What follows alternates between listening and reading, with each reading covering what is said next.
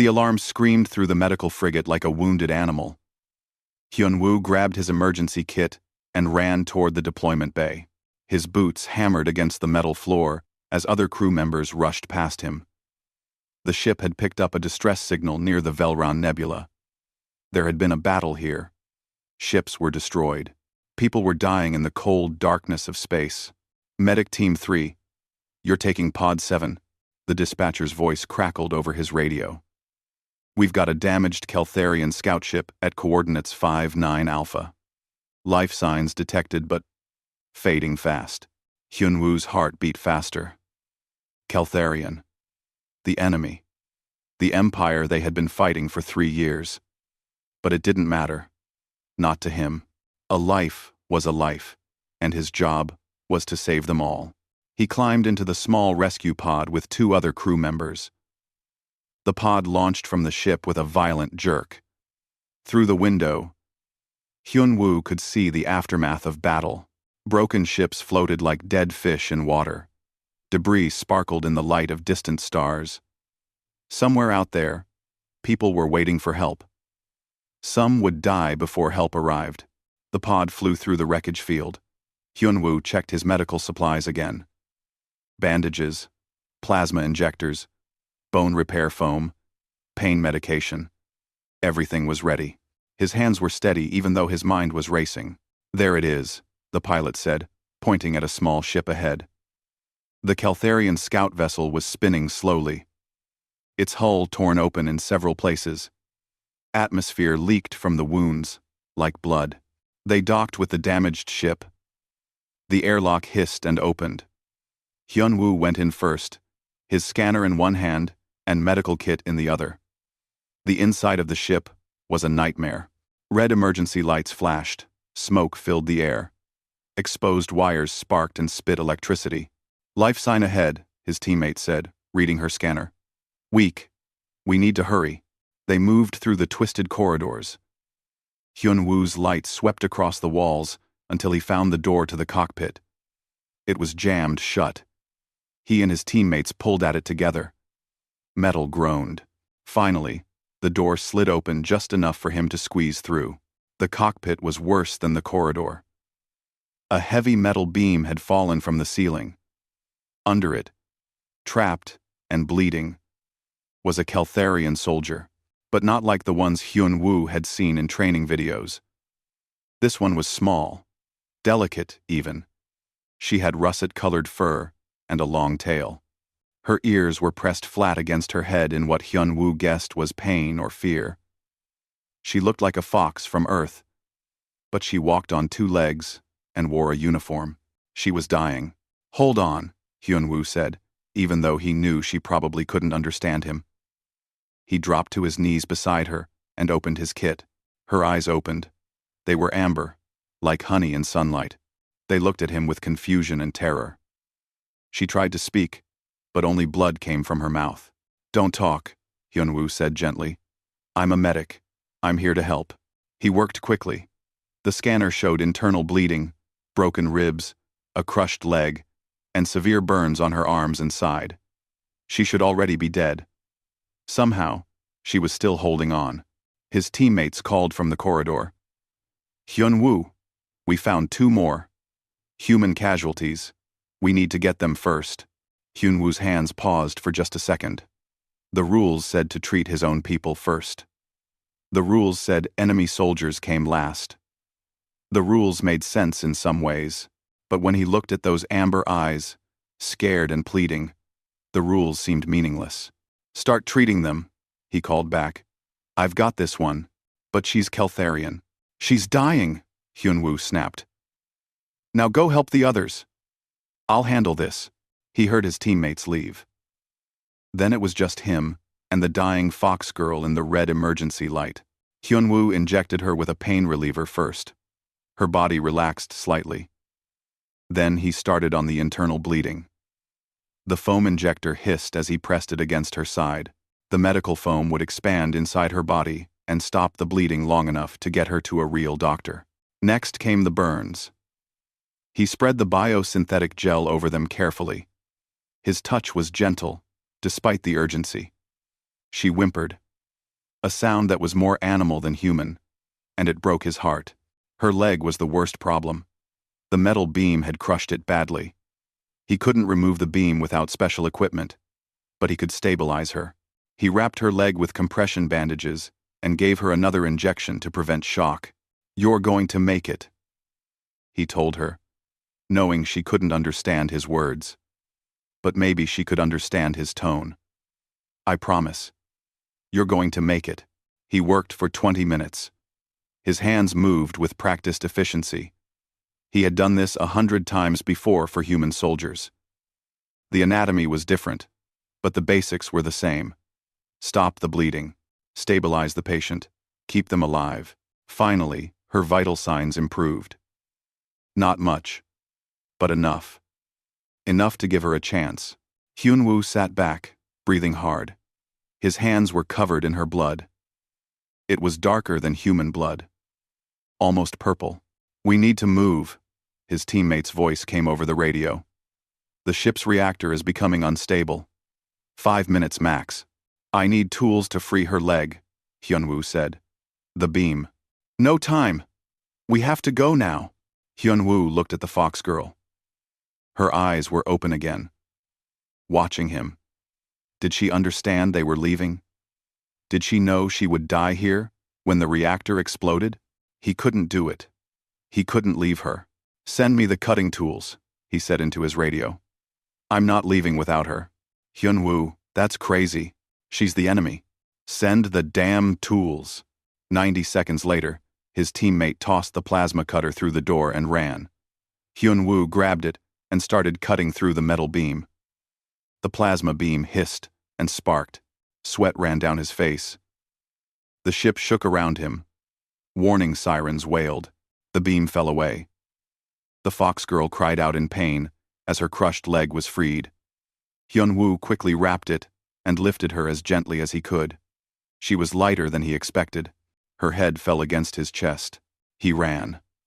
Through the sparking corridors, through the smoke, toward the airlock. His muscles screamed. His lungs burned. Behind him, the reactor was going critical. He dove through the airlock just as the ship exploded. The blast threw their rescue pod away from the wreckage. Hyunwoo crashed to the floor, his body covering the injured fox girl protectively. When the shaking stopped, he carefully laid her on the medical stretcher in the pod. She was unconscious, but alive. He strapped her down and started an IV line, hooking her up to the pod's life support systems. As the pod flew back toward the medical frigate, Hyunwoo sat beside her and monitored her vital signs. Her breathing was shallow but steady. Her heart was beating. She would live. He was cleaning and bandaging the last of her wounds when her hand moved. It shot out suddenly and grabbed his wrist. Her grip was surprisingly strong. Her amber eyes opened and locked onto his face. She said something in her own language. He didn't understand the words, but he understood the tone. She was afraid. Afraid he would leave her alone. "It's okay," he said softly. "It's okay." She tried again, this time in broken, heavily accented human language. Her voice was weak and hoarse. Don't leave me." Those 4 words hit Hyunwoo like a physical blow. He had heard those same words from dying soldiers before. Human soldiers who didn't want to die alone in the dark.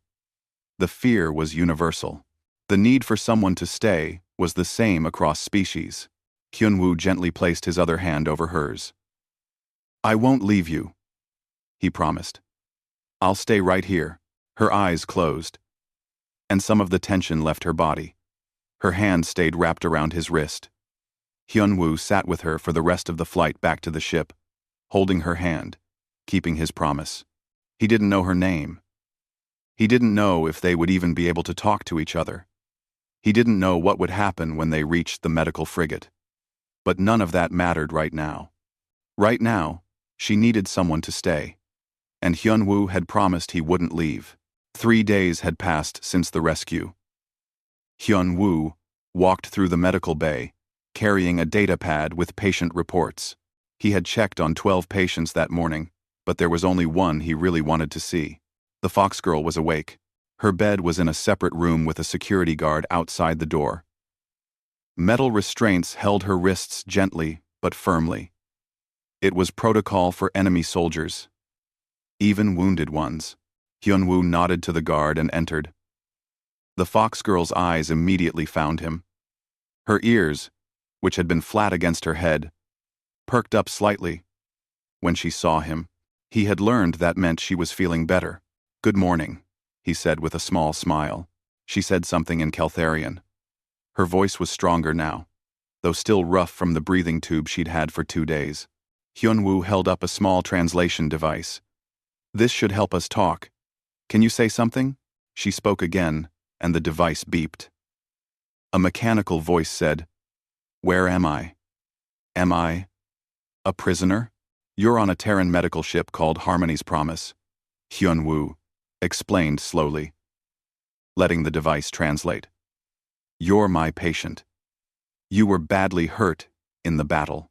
She looked around the room with those amber eyes, taking in the medical equipment, the restraints on her wrists, the guard outside. "Will you kill me? Will you kill me?"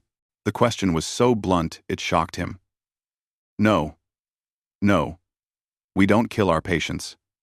You're safe here." She didn't look convinced. Her tail, which he could see hanging off the side of the bed, was completely still. He was learning to read her body language. A still tail meant fear or distrust. "I'm Hyunwoo," he said, trying to change the subject. "I'm the medic who found you. What's your name?" She hesitated for a long moment. Finally, she said, "Arila." "Arila," he repeated, liking the sound of it. "That's a good name. How are you feeling today?" "Arila. Arila." Over the next hour, Hyunwoo examined her wounds. The burns were healing well. The broken ribs were mending. Her leg was the biggest concern. The damage had been severe, and she would need physical therapy. But she would walk again. As he worked, Arila watched him carefully. Sometimes, she would ask questions through the translator. "Why did you save me? Are all humans doctors? Do you have pack siblings?" That last question confused him until she explained. In Keltharian culture, people lived in packs like wolves or foxes on Earth. Your pack was your family, not always by blood, but by choice and bond. She had 5 pack siblings before the battle. Now they were all dead. "I'm sorry," Hyunwoo said quietly. "I lost friends in the war too. It's hard."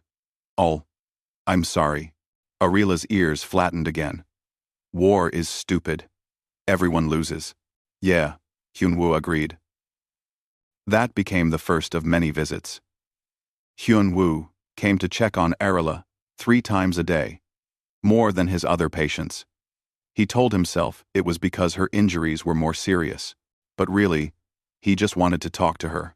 The translation device was frustrating. It didn't understand jokes or emotions very well, so they started developing their own way of communicating. Hyunwoo would draw pictures on a datapad. Arila would use hand gestures. Slowly, they built a bridge between their languages. Arila taught him words in Keltharian. Shal meant pack family. Kira meant friend. Her world, Rayshara, had 2 suns, and forests made of crystal that sang when the wind blew. Her people lived in large communities, sharing everything. The idea of living alone, like many humans did, seemed sad and wrong to her. Hyunwoo told her about Earth, about oceans so big you couldn't see the other side, about cities with millions of people who didn't know each other's names, about how humans valued independence and individual choice. Arila found this fascinating and a little frightening. "Don't you get lonely?" she asked one evening. "Sometimes," Hyunwoo admitted. "But we have friends and family. It's just different." Not everyone was happy about their growing friendship. Other crew members whispered when Hyunwoo walked past. They said he spent too much time with the enemy. They said she might be a spy, faking her injuries. Tae-young, the security chief, was the most vocal. He was a big man with a serious face and suspicious eyes. He interrogated Arila about Keltharian military positions and ship movements. Arila refused to tell him anything. "I will not betray my people," she said firmly through the translator. "You can threaten me, but I won't talk." Taeyang had expected her to break easily. Instead, her stubborn courage earned his grudging respect. "At least she has honor," he muttered to Hyunwoo later. Ji Young, the chief medical officer, was different. She was a kind woman, with gray hair and gentle hands. She believed in treating all patients equally, regardless of what species they were or which side they fought for. "You did the right thing, saving her," Ji Young told Hyunwoo one day in her office. "That's what makes us better than the war. We don't forget our humanity." But then the order came. All Keltharian prisoners had to be transferred to a military detention facility for processing. Arila would be taken away in 2 weeks. Hyunwoo felt sick when he heard the news. "She's still recovering. Her leg." "I'm fighting it," Ji Young promised. "But I can only delay so long. Command wants all enemy combatants secured." That night, Hyunwoo went to Arila's room later than usual. It was past midnight. She was having a nightmare, thrashing in her bed and crying out in Keltharian. The movement tore open one of her healing wounds. Blood seeped through her bandage. "Arila!" She woke with a gasp, her eyes wild. For a moment, she didn't seem to know where she was. Then she focused on Hyunwoo's face and started crying. Real tears ran through the fur on her cheeks. Through broken words and the translator, she told him about the nightmare. She had been back in the battle. Her ship was exploding. Her pack siblings were screaming. She was dying alone in the cold. "But you didn't die alone," Hyunwoo said softly. "I was there. I stayed with you." "Why?" Arila asked, her voice thick with emotion. "Why did you stay? You could have left. You should have left. I'm your enemy." Hyunwoo was quiet for a long time. He cleaned her reopened wound and applied a fresh bandage. His hands were gentle, his touch careful. "Finally," he said, "I've seen a lot of people die in this war. Too many. Most of them died alone, scared, calling for someone to help them. I couldn't save them all, but I could save you. And when you asked me not to leave, I just couldn't do it. I couldn't let you die alone." Arila reached out, her restrained hand stretching as far as it could. Hyunwoo took it without thinking. Her fur was soft, and her hand was warm. "Thank you," she said. "Thank you for my life." They sat like that for a while, hands clasped in the dark medical bay. Outside the window, stars drifted past. Two people from different worlds, brought together by war, finding something neither expected. "Hyunwoo," Arila said quietly, "will you teach me more about humans? I want to understand. I want to know why you're different from what I was told." "What were you told?" he asked. "That humans were cold. That you didn't care about others. That you only wanted power and control." She looked at their joined hands. "But you held my hand when I was dying. You stayed when you could have left. You visit me every day, even though others say you shouldn't. You are not what they told me." "You're not what I expected either," Hyunwoo admitted. "I thought Keltharians would be. I don't know. Not like you." "What am I like?" Arila asked. Hyunwoo smiled. "Brave. Stubborn. Kind. Even when you're scared. You helped Taeyang during the attack when you could have escaped. You refused to betray your people, even knowing it might make things harder for you. You're good, Arila. Just good." Her ears flattened. But this time, it wasn't from fear. Hyunwoo would later learn it was the Keltharian expression for deep emotion, like blushing. "I'm not good," she said. "I'm just trying to survive." "That's enough," Hyunwoo said. "That's more than enough." Before he left that night, Arila asked him one more question. "When they take me away, will you forget me?" "Never," Hyunwoo promised. "I could never forget you." Arila's tail moved then, a slow wave. He had learned that meant contentment or happiness. Good, she said. I won't forget you either. As Hyunwoo walked back to his quarters, he realized something that both excited and terrified him. He cared about Arila, not just as a patient, not just as someone he'd saved, but as a person he was starting to know and respect, and maybe even love. It was impossible. She was alien. She was the enemy. She would be taken away soon. There was no future where this ended well. But his heart didn't care about impossibilities. 2 weeks had passed in what felt like 2 days. Arila could walk now, though she still limped. The restraints were off her wrists. She was allowed to move around the medical bay with an escort. Some crew members still glared at her when she walked past. Others had started nodding, politely, or even saying hello. Hyunwoo was with her when she took her first real steps without support. She wobbled, her damaged leg weak, but she refused to give up. When she finally walked across the room on her own, her tail swished rapidly with pride. You did it, Hyunwoo said, grinning. Arila turned to him, her amber eyes bright. Then she did something that made his heart stop. She began a complex series of movements, almost like a dance. Her hands moved in precise patterns. She made soft sounds in her throat, melodic and beautiful. When she finished, she stood before him, with her head slightly bowed. What was that? Hyunwoo asked, amazed. A gratitude ritual, Arila explained. In my culture, we perform it for pack family, for those who save our lives or show us great kindness. I wanted you to know what you mean to me. Hyunwoo felt a lump in his throat. I'm honored. Really, it is not done lightly, Arila said seriously. When we perform it, we are saying you are Shal, pack family, not by blood, but by bond. Before Hyunwoo could respond, Ji-young entered the medical bay. Her face was troubled. Hyunwoo, can I speak with you? In private? They went to her office. Ji-young sat heavily in her chair. You've been offered a promotion. A transfer to the medical facility on Europa. It's one of the best positions in the fleet. You'd be head of trauma surgery. Hyunwoo should have been excited. This was everything he'd worked toward. But all he could think about was Arila. When would I leave? 2 weeks, Ji-young said. I know the timing is difficult, but this is your career, Hyunwoo. This is your future. What about Arila? She'll be transferred to the detention facility as planned. There's nothing more we can do. Hyunwoo left the office feeling like the floor had dropped out from under him. He had to choose between his career and... what? A friendship with an alien? A feeling he couldn't quite name?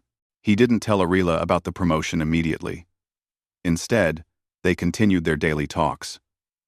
Arila told him more about her world.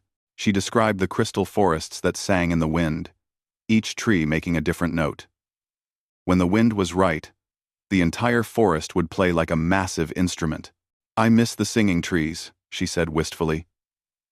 Do you think you'll ever get to go back? Hyunwoo asked. Arila's ears flattened. I don't know. Maybe I'm a traitor now. Maybe they won't want me. You're not a traitor. You're a survivor. That night, Hyunwoo couldn't sleep. He went to the observation deck and stared out at the stars. That's where Bora found him. His sister's face appeared on the communication screen. You look terrible, she said bluntly. What's wrong? Hyunwoo told her everything. About Arila. About the promotion. About the impossible feelings growing in his chest. Bora listened without interrupting. I barely know her, Hyunwoo protested. That wasn't the question. Hyunwoo was quiet for a long time. I don't know. Maybe. Is that crazy? Probably, Bora said with a slight smile. But love usually is. The question isn't whether it's crazy. The question is what you're going to do about it. Before Hyunwoo could answer, alarms blared through the ship. Red lights flashed. The communication cut out as the ship went to battle stations. All personnel to emergency positions, the intercom barked. We are under attack. Hyun-woo ran toward the medical bay. His first thought was for his patients, especially Arila. The ship rocked as weapons fire struck the hull. He grabbed the walls to keep from falling. When he reached the medical bay, chaos greeted him. Ji-young was already moving patients to interior rooms away from the outer hull, but Arila wasn't there. Where's Arila? Hyun-woo shouted over the alarms. Security took her to the brig. Ji-young called back. They think she signaled the attackers. Hyun-woo's blood ran cold. He sprinted toward the brig, his medical training forgotten. All he could think about was Arila, alone and scared, being blamed for something she didn't do. The brig was in the lower decks. The ship shook again, harder this time. Lights flickered. Hyun-woo heard the groan of metal under stress. He rounded a corner and nearly collided with Tae-yang. What are you doing here? The security chief demanded. Arila didn't do this. She wouldn't. How do you know? Tae-yang snapped. You've known her for 3 weeks. I know her well enough. She hates the war. She wouldn't. Another explosion rocked the ship. The lights went out completely. Emergency lights kicked in, painting everything red. An automated voice announced. Hull breach detected. Sections 12 through 15 losing atmosphere. That was where the brig was. Hyun-woo and Tae-yang looked at each other and ran. They reached the brig to find the door jammed. Through the window, they could see Arila and 3 other prisoners. The life support panel on the wall was sparking and dead. We have to get them out, Hyun-woo yelled. The door controls are fried. Tae-yang pulled at the manual release. But nothing happened. We need to evacuate. This whole section is going to decompress in minutes. No. Hyun-woo pounded on the door. Arila's face appeared on the other side. She looked terrified. Their eyes met through the glass. Then Arila did something unexpected. She started gesturing frantically, pointing at the control panel. She made hand signals that Tae-yang, trained in security systems, somehow understood. She's telling me how to override the system, Tae-yang said, stunned. She's hacking her own cell, working together through the glass, Arila guiding and Tae-yang executing. They bypassed the damaged controls. The door slid open, just as warning klaxons announced 30 seconds, until decompression.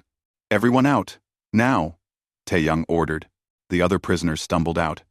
Arila limped badly on her wounded leg, but she went to the life support panel. Her hands flew over the controls. What are you doing? Hyun-woo grabbed her arm. We have to go. Others might be trapped in other cells, Arila said, still working. The system can be rerouted there. The life support panel lit up green. The automated voice changed its message. Emergency atmosphere restored to Section 14. Tae-yang stared at Arila in disbelief. You could have escaped. You could have let us all die. Why? Arila looked confused by the question. Because it's wrong to let people die when you can save them. Because all life matters, even in war.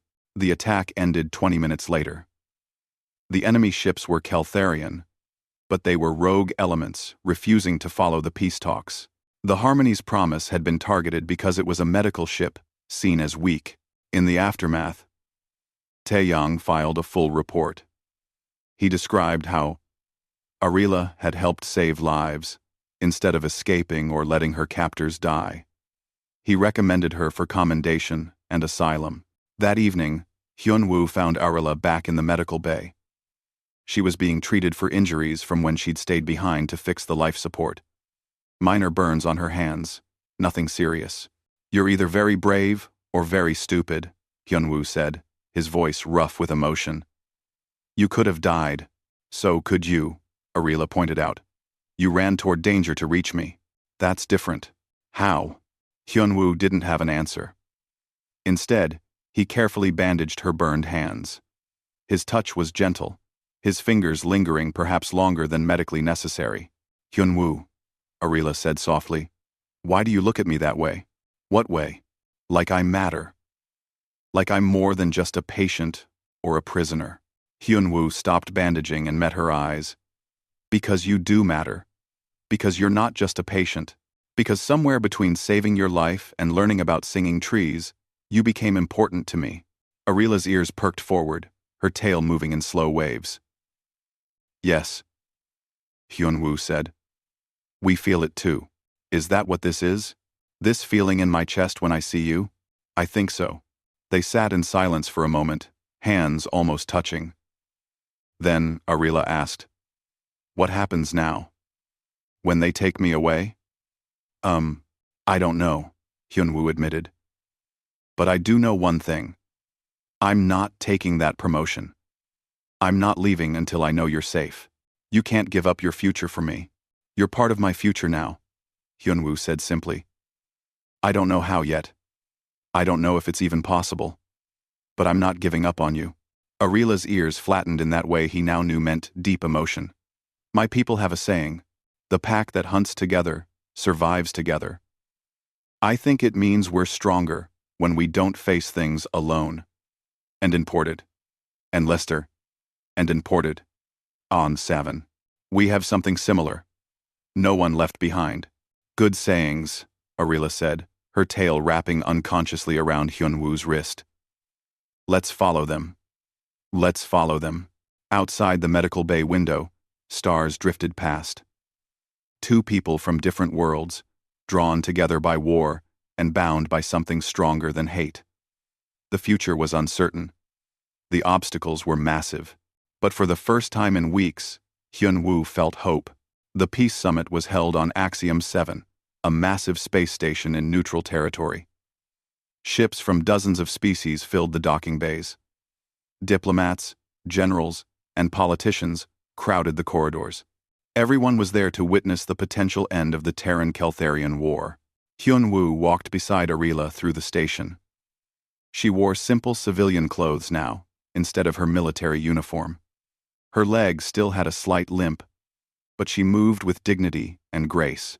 People stared as they passed. A human and a Keltharian together was still a rare sight. Minji, the diplomatic attaché, had explained the proposal 3 days ago. The peace talks needed a symbol. Something to show both sides that reconciliation was possible. Arila's story was perfect. An enemy soldier saved by human compassion. Learning to see her former enemies as people. You would need to testify before the full assembly, Minji had said. Tell your story. Show them that peace isn't just possible. It's necessary. And if I do this, Arila had asked, you'll be granted asylum in Terran space, full citizenship rights, protection from Keltharian authorities who might see you as a traitor. It was the best offer they would get. But it came with a price. Arila would have to stand before hundreds of people and relive the worst moment of her life. She would have to make herself vulnerable in a very public way. Hyunwoo had told her she didn't have to do it. Your safety matters more than politics. But Arila had surprised him. If my story can stop this war, if it can save even one life, then I have to try. That's what you taught me. That's what you did when you saved me. You risked everything for one life. Now they stood outside the assembly chamber. Minji was going over last-minute details. Arila's tail was completely still, which Hyunwoo knew meant she was terrified. You'll be amazing, he said quietly, taking her hand. What if they don't listen? What if they just see an enemy? Then, they're fools, Hyunwoo said firmly. But I don't think they will be. Not when they hear you. The doors opened. The assembly chamber was enormous, with seats rising in circular tiers. Humans sat on one side, Keltharians on the other, with various neutral species scattered throughout. At the center was a speaking platform. Arila walked to the platform alone. Her limp was more pronounced now, stress making her injured leg worse. She stood under the bright lights, small and vulnerable, facing hundreds of eyes. Ambassador Songwoo, the Terran representative, spoke first. He was an older man with a kind face. We have invited Arila of Reshara to share her experience. She represents something we all need to remember. That behind every uniform is a person. Behind every enemy is someone's pack family, someone's friend. Arila began speaking. The translation system broadcast her words in multiple languages. She told them about the battle, about being trapped in her dying ship, about accepting death. "I thought I would die alone in the dark," she said, her voice quiet but steady. "That's what terrified me most. Not the pain, not death itself, but being alone at the end." She described Hyunwoo finding her. His gentle hands, his refusal to leave, even when ordered.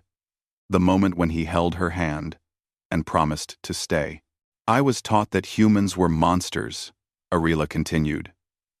"That they were cold and cruel and cared only for power. But the human who saved me showed me something different.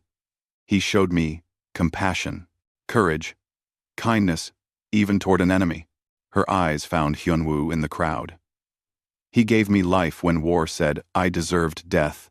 And in doing so, he taught me that if we are to have peace, we must start seeing each other as people, not as enemies. Not as Terran or Keltharian, but as living beings who all fear the same things and hope for the same things." The chamber was silent when she finished. Some people had tears in their eyes. Others looked thoughtful. But the Keltharian section was divided. Some looked moved. Others looked angry. A Keltharian general stood. He was old and scarred, wearing medals from decades of service. "You are a disgrace," he said coldly. "You betray your pack. You betray your people. You side with the enemy, who killed thousands of our kind." Arila's ears flattened. But she didn't look away. "I don't side with anyone, General. I side with life, with peace, with the belief that this war has cost too much already. You should be returned to Keltharian space for judgment." Another Keltharian official said, "You are a deserter and a traitor." Hyunwoo felt sick. They were going to take her away. After everything, they would hand her over to be executed. But then another voice spoke. It was General Kiral, Arila's former commanding officer. He stood slowly, his old frame stiff. "I commanded the fleet in the battle where Arila fell," he said. "I gave the orders that sent her ship into that fight. I gave the orders that killed her entire pack." The chamber went even quieter. Kiral looked at Arila with something like pain. "I have spent 40 years in service to the Empire. I have won battles and lost soldiers. But I have never had the courage to stand before an assembly and admit my failures. This young soldier has shown more bravery than 100 generals." He turned to face the assembly. "Arila speaks the truth. This war has gone on too long. We have lost too many. If her story can help end this, if her courage can inspire others to choose peace, then she deserves our respect, not our condemnation. I request that she be granted asylum. Let her live so that the deaths of her pack siblings might mean something." The declaration stunned everyone. A Keltharian general supporting asylum for a supposed traitor was unprecedented. Ambassador Songwoo seized the moment. "We have heard powerful testimony today. I propose a compromise. Arila will be granted asylum in Terran space, but she will serve as a cultural liaison. She will help both our peoples understand each other. Her service will be to peace itself." After hours of debate, the compromise passed. Arila would be free. She could stay, but she would spend the next years traveling between worlds, sharing her story, helping bridge the divide between species. When the session ended, Hyunwoo found Arila in a quiet corridor. She was shaking, overwhelmed by everything that had happened. "You did it," he said, pulling her into a hug. "You were incredible. I was terrified," Arila admitted, her face pressed against his chest. "Bravery isn't the absence of fear. It's doing what's right despite the fear." They stood like that for a long moment. Then Arila pulled back and looked up at him. "Hyunwoo, I've been assigned to work with the Interspecies Medical Exchange Program. They want someone who understands both cultures to help doctors treat different species. Hyun-woo felt hope bloom in his chest. That's perfect for you. The position requires a medical advisor. Someone who understands human medicine but can work with aliens. Her amber eyes held his. They offered me the choice of advisor. I chose you. Endogram. If you'll accept, are you asking me to work with you? I'm asking you to stay with me. Arilla said softly. Like you stayed in that ship. Like you've stayed through everything. I'm asking if you want to build something together. Hyun-woo touched his forehead to hers, the gesture of deep affection she had taught him. Yes. Always, yes. That evening, they stood on the observation deck of Axiom 7, watching stars through the massive window. Arilla's tail wrapped around Hyun-woo's wrist, a gesture he now recognized as affection and trust. Do you regret it? Arilla asked. Saving me? Everything that came after? Never, Hyun-woo said firmly. You've changed my life, Arilla. You've made me see the universe differently, made me believe that peace is possible. You saved my life, Arilla replied. But you also gave me hope. You showed me that even in war, compassion survives. That even between enemies, understanding is possible. They stood together in comfortable silence, two people from different worlds, watching the same stars. The future was still uncertain. The peace was fragile. There would be challenges ahead, but they wouldn't face them alone. General Kiral found them there an hour later. The old Keltharian approached slowly, his ears low in a gesture of respect or shame. I owe you an apology, he said to Arilla. I sent your pack to die. I gave orders, without thinking about the lives behind the uniforms. Arilla was quiet for a long moment. Then she said, The war made us all do things we regret. But you stood up for me today. You chose truth over pride. That takes courage too. Your pack siblings would be proud of you, Kiral said. You've done more for peace than any general ever could. After he left, Arilla leaned against Hyun-woo. Is it okay that I don't hate him? He gave the orders that killed my pack. I should hate him. You don't have to hate anyone, Hyun-woo said. Forgiveness doesn't mean forgetting. It means choosing not to let hate consume you. Is that a human saying? It's just the truth. Arilla's tail tightened around his wrist. I'm glad you found me in that ship. I'm glad you stayed. Me too, Hyun-woo said. Me too. 1 year had passed since the peace summit. Hyun-woo stood at the window of their shared quarters aboard the medical vessel, Distant Star, watching Earth grow larger as they approached. It was a beautiful blue and green sphere wrapped in white clouds. He had been away for 8 months, traveling to different worlds with Arilla. Now, they were finally going home. Is that it? Arilla asked, coming to stand beside him. Her tail wrapped around his waist in the casual intimacy they had developed. That's your world? That's Earth, Hyun-woo confirmed. My home. And now yours too, if you want it to be. It's so blue, Arilla said, wonder in her voice. Rayshara has no oceans. Just crystal forests and red sand. You'll love the ocean, Hyun-woo promised. I can't wait to show you. They had spent the past year working together. Hyun-woo treated patients of dozens of different species, and Arilla helped him understand their biology and culture. They had saved lives together, helped end conflicts, bridged gaps between peoples who had never trusted each other before. And somewhere along the way, what had started as friendship had grown into something deeper. The ship landed at the spaceport in Busan. Hyun-woo's family was waiting. His mother, father, and Bora stood at the arrival gate. When they saw him, they started waving frantically. Bora spotted Arilla, and her eyes went wide. She's beautiful, she said immediately, making Arilla's ears perk up with embarrassment. Bora, don't embarrass her, their mother scolded, but she was smiling. She approached Arilla carefully. Welcome to Earth. Hyun-woo has told us so much about you. I hope good things, Arila said in careful Korean. She had been practicing. You speak Korean? Bora exclaimed. Hyunwoo taught me. I'm not very good yet. You're doing great, Hyunwoo said encouragingly. His father stepped forward.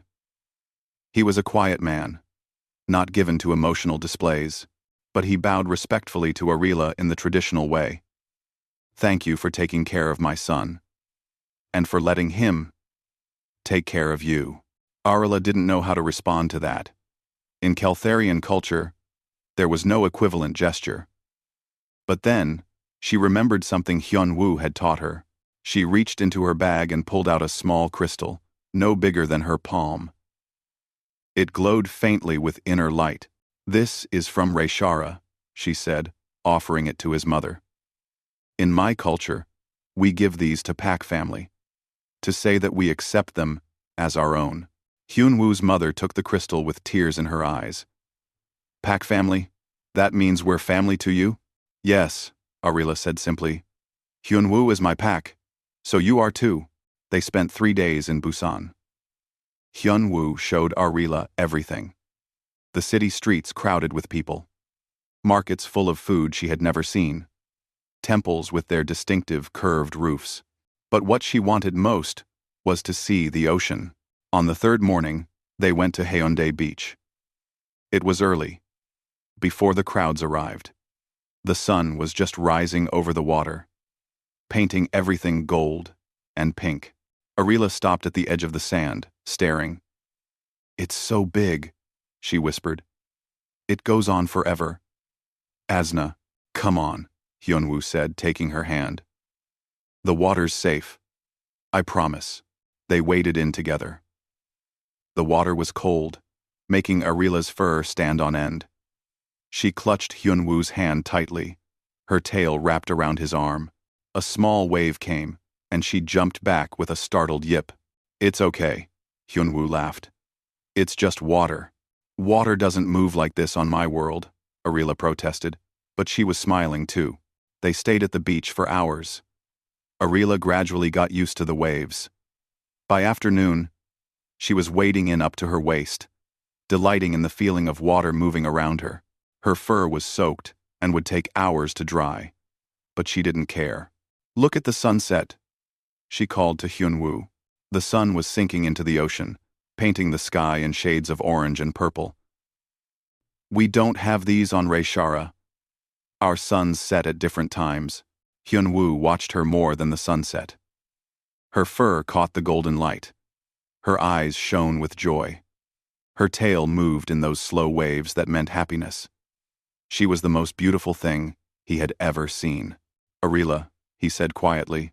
She turned to him, water dripping from her fur. Yes? I love you. Arila's ears perked straight up. Then, they flattened, and her tail went completely still. Hyunwoo worried he'd said the wrong thing, until he saw her face. She was crying, tears cutting tracks through her wet fur. In my culture, she said, her voice thick with emotion. We don't say that easily. Love is shown through actions, through staying, through choosing someone every day. I know, Hyunwoo said. I've been showing you for a year, but I wanted to say it too. I love you. Arila, I think I've loved you since you grabbed my hand in that dying ship and asked me not to leave. I love you too, Arila said. In my language, we say, Shalira. It means, my chosen pack. The one person you choose, above all others. Shalira? Hyunwoo repeated. I like that. They kissed then, as the sun set over the ocean. It was awkward at first, because their faces were shaped differently. But they figured it out. And it was perfect. 2 weeks later, they traveled to Reshara. Getting approval for a human to visit had required months of negotiation. But peace was holding, and cultural exchanges were encouraged. The ship descended through Reshara's atmosphere. Hyunwoo saw the crystal forests Arila had described. They covered the landscape like massive fields of diamonds, catching the light from twin suns and throwing rainbows everywhere. When they landed, Arila was shaking. I haven't been home since before the battle. I don't know how they'll receive me. We'll face it together, Hyunwoo promised. They visited the memorial site first. It was a quiet place in the heart of a crystal forest. Hundreds of small markers stood in neat rows, each one representing someone lost in the war. Arila found the markers for her pack siblings and knelt before them. She spoke in Keltharian, words Hyunwoo couldn't understand. But he understood the grief in her voice, the love, the loss. When she finished, she placed small crystals on each marker. What did you say to them? Hyunwoo asked gently. I told them I'm sorry I survived when they didn't. I told them I'm trying to make their deaths mean something. I told them about you. She looked at him with those amber eyes. I told them I found a new pack. Movement in the trees caught their attention. 4 Keltharians emerged, all wearing the same unit insignia that Arila had once worn. They approached cautiously, their ears flat with uncertainty. Arila? Daehan? Arila stood quickly. You survived? The Keltharian nodded. Barely. We heard you were alive. Heard what you did at the summit. We wanted to see you. Arila braced herself, expecting accusations or anger. Instead, Daehan stepped forward and touched his forehead to hers. In the traditional greeting, you made us proud, he said quietly. Your pack siblings would be proud too. You helped end this war. You gave their deaths meaning. The other survivors came forward, each performing the greeting. One of them looked at Hyunwoo curiously. Is this the human? The medic who saved you? This is Hyunwoo, Arila said, her tail wrapping around his waist protectively. My Shalira. The Keltharian's ears all perked up at that word. Shalira? You've taken a human as your chosen pack? I have, Arila said firmly, though Hyunwoo could feel her trembling slightly against him. Daehan studied Hyunwoo for a long moment. Then he said something in Keltharian and made a complex hand gesture. What did he say? Hyunwoo asked. He performed a blessing, Arila said, her voice thick with emotion. He's accepting you as pack. They all are. Hyunwoo wanted to show them he understood the significance. He had spent months learning Keltharian customs for this moment. Carefully, he performed the gratitude ritual that Arila had once taught him. His movements weren't perfect, but they were sincere. The Keltharians watched in stunned silence. Then Daehan laughed. A sound like a bark. A human performing our rituals. The elders won't believe it. That evening, under the light of twin suns, Hyunwoo and Arila stood in a crystal forest that sang with the wind. Each tree made a different note, and together they created music that was both alien and beautiful. Arila, Hyunwoo said. I know we're from different worlds. I know this won't be easy. We'll never fully belong to either culture. We'll always be between worlds. I know, Arila said, but I want to be with you, permanently. In both our cultures, I want to make a formal bond. Arila's ears perked forward. The expression of pure joy. You want to bond? Truly? Truly. It's not easy, Arila warned. A bonding ceremony between species has never been done. We would have to blend our traditions, and we'll face prejudice from both sides. I don't care, Hyunwoo said. I want to be in that space between worlds with you, helping others cross the divide like we did. Arila's tail wrapped around him tightly. Then, yes, Shalira. Yes, they planned the ceremony for 2 weeks later. Ji Young came to officiate, along with Minji and Tae Young. Bora brought their parents. General Kiral attended, standing as a witness for the Keltharian side. Daehan and the other survivors came too. The ceremony was held at the memorial site, among the markers for the fallen. It seemed fitting, celebrating new life, where death had taken so much. They performed rituals from both cultures. Arila danced the pattern of joining from her people. Hyunwoo spoke vows in both Korean and Keltharian. They exchanged crystals from Reshara and rings from Earth. Ji Young pronounced them bonded in the eyes of both peoples. When they kissed, The crystal forest seemed to sing louder, as if celebrating with them. 3 months later, they boarded the distant star for a new mission. The ship was part of a deep space exploration program, making first contact with newly discovered civilizations. The crew was mixed species, all dedicated to peaceful exploration. As they prepared to enter cryosleep for the long journey ahead, Hyunwoo and Arila stood together in their quarters. Through the window, they could see both Earth and Reshara in the distance, 2 homes they were leaving behind. "Are you scared?" Arila asked. "A little," Hyunwoo admitted. "We're going into the unknown. We don't know what we'll find out there." "We'll find what we always find," Arila said. "People. Different from us. Maybe. Strange and alien. But people, nonetheless.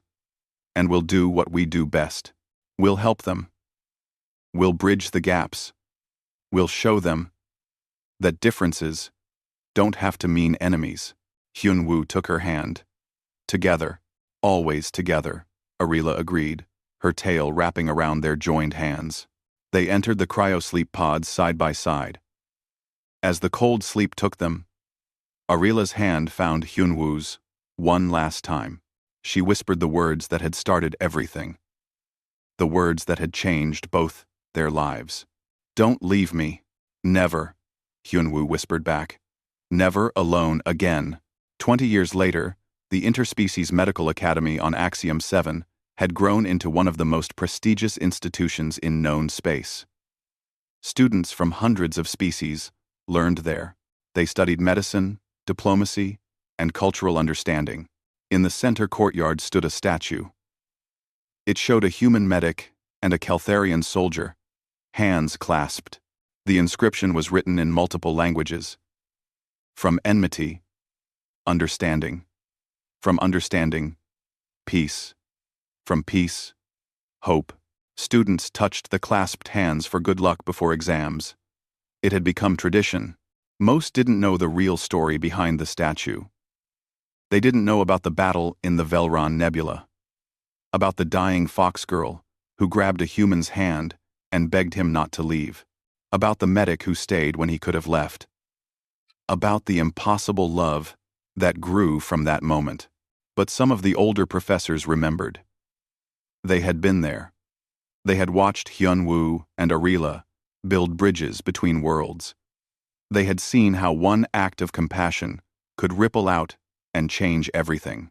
And sometimes, on quiet evenings, those professors would tell the story to their students about the human medic and the alien soldier, about how hope survived even in the darkest places, about how love could bloom between the most unlikely people, and they would end the story the same way every time.